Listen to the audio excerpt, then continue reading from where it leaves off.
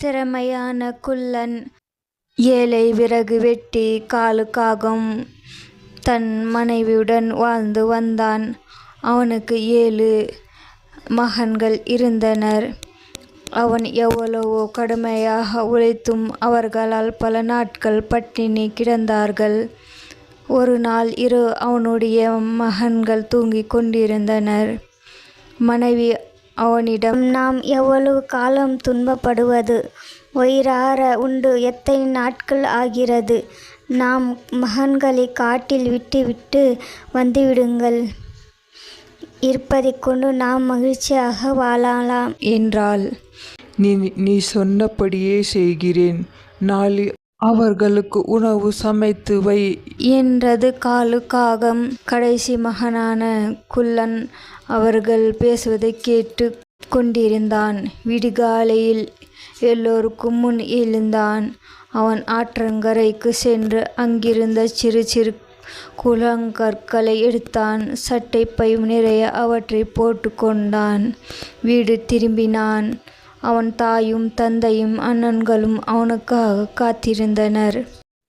ஏன் இவ்வளவு நேரம் எங்கே போயிருந்தாய்? அம்மாவிடம் உன் பங்கு அடையை வாங்கிக் கொள். காட்டில் சாப்பிடலாம். இன்று நாம் எல்லோரும் விறகு வெட்ட செல்கிறோம் என்றான். கருப்புக்காகவும் விறகு வெட்டி எல்லோரும் மகிழ்ச்சியாக புறப்பட்டார்கள். கடைசியாக சென்றான் குள்ளன். தன் பையிலிருந்த குளங்களை வழி எங்கு போட்டு கொண்டே வந்தான். நீண்ட தூரம் நடந்து காட்டின் நடுப்பகுதிக்கு வந்தார்கள்.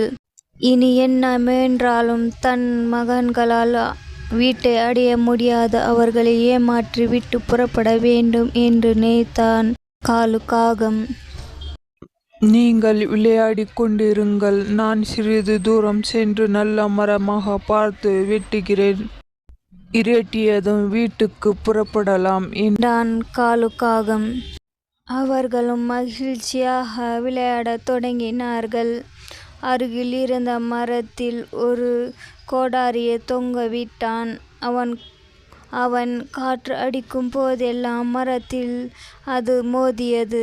விறகு வெட்டுவது போல ஓசை கேட்டது. மகன்களுக்கு தெரியாமல் வீடு வந்து சேர்ந்தான் காலுக்காகம்.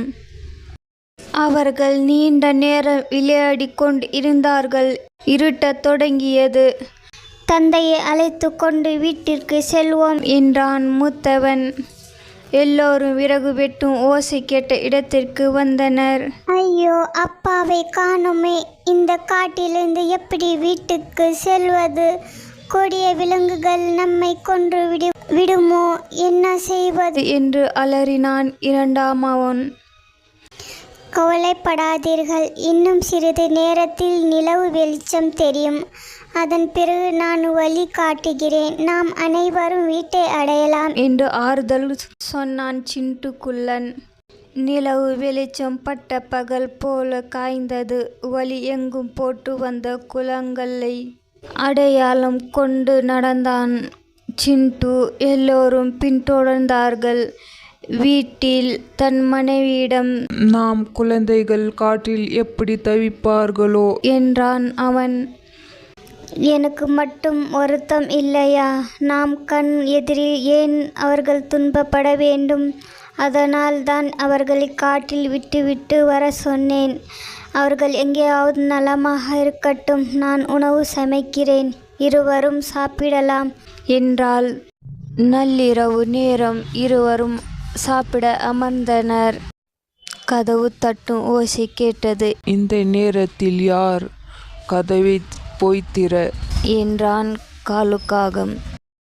ராணு போய் கதவை திறக்கிறாள். தன் மகன்களை கண்ட அவளுக்கு மகிழ்ச்சி தாங்கவில்லை. சமைத்து வைத்திருந்த உணவை அவர்களுக்கு பரிமாறினாள். சாப்பாடு முடிந்து நடந்து வந்த களைப்பால் அவர்கள் தூங்கத் தொடங்கினார்கள். காலுக்காகத்திற்கும் அவன் மனைவிக்கும் சாப்பிட உணவில்லை. நம் மகன்கள் வந்து விட்டார்களே, இப்பொழுது என்ன செய்வது என்று கேட்டான் காலுக்காகம். நிலவு வெளிச்சத்தில் வழி கண்டுபிடித்து வந்து விட்டார்கள். அமாவாசை என்று மீண்டும் அவர்களை அழைத்து செல்லுங்கள். இன்னும் அதிக தூரம் சென்று விட்டு வாருங்கள். அவர்களால் திரும்ப முடியாது என்றாள் அவள்.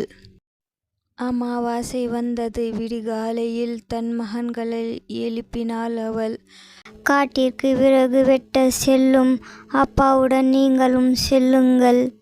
மத்தியான உணவிற்காக ஆளுக்கு 2 அடை சுட்டு வைத்திருக்கிறேன் என்றாள் ராணு. குள்ளனுக்கு என்ன நடக்கப் போகிறது என்பது புரிந்தது. குளங்களை பொறுக்கி வர நேரமில்லை, என்ன செய்வது என்று குழம்பினான் அவன். சிண்டு, நேரமாகிவிட்டது, புறப்படுங்கள் என்று அவசரப்படுத்தினான் விறகு வெட்டி காலுக்காகம்.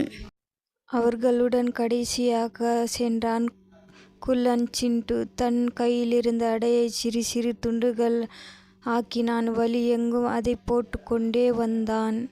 அவன் போட்டு வந்த அடைகளை குருவிகளும் எறும்புகளும் சாப்பிட்டு விட்டன. விறகு வெட்டி காலுக்காகம் அவர்களை வழக்கம் போல விளையாட சொன்னான். கோடாரியை தொங்க விட்டு வீடு வந்து சேர்ந்தான். இருட்டத் தொடங்கியது. எல்லோரும் தந்தையை காணாது திகைத்தனர். நான் வழி காட்டுகிறேன், கவலைப்படாதீர்கள் என்றான் குள்ளன். சிண்டு வழி தெரியாமல் அவன் அங்கும் இங்கும் அலைந்தான். அலைந்து வேறு காட்டிற்கு சென்று விட்டார்கள் எல்லோரும். விடுகிறது. காலையில் சிண்டு யோசிக்கிறான். வீட்டுக்கு சென்றால் திரும்பவும் காட்டிற்கு அழைத்து கொண்டு சென்று விடுவார்கள். இங்கே இருந்து விடலாம் என்று யோசிக்கிறான் சிண்டு. தன் அண்ணன்மார்களிடம் இப்படி சொல்கிறான் சிண்டு. எல்லோரும் நாங்கள் இங்கே இருப்போம். இங்கே இருந்து ஏதாவது வேலைக்கு சென்று நல்லா சம்பாதித்து அதற்கப்புறம் நாங்கள் அம்மா வீட்டிற்கு போகலாம் என்று சொல்கிறான் சிண்டு. சிண்டு சொன்ன மாதிரியே அப்படி ஆகட்டும் என்று எல்லோரும் போய் சம்பாதிக்கிறார்கள், உழைக்கிறார்கள். உழைத்து பணம் சம்பாதிக்கிறார்கள். இப்படியே 2-3 மாதங்கள் ஆகிவிடுகின்றன. அங்கே அவர்களின் அம்மா அப்பா அவர்கள் இல்லாமல் அவர்களால் இருக்க முடியவில்லை. காட்டிற்கு போகிறார்கள் அழைத்து கொண்டு வர. அவர்களின் பிள்ளைகள் அங்கே இல்லை. அலைந்து தேடுகிறார்கள், எங்கேயும் இல்லை. அழுகிறார்கள். அவர்களின் பிள்ளைகளை நினைத்து அழுது என்ன தவறு செய்து விட்டோம், பிள்ளைகளை காட்டில் விட்டு விட்டோமே என்று அலைந்து அழுது புலம்பி அவர்களுக்கு உடம்பு சரியில்லாமல் ஆகிவிட்டது.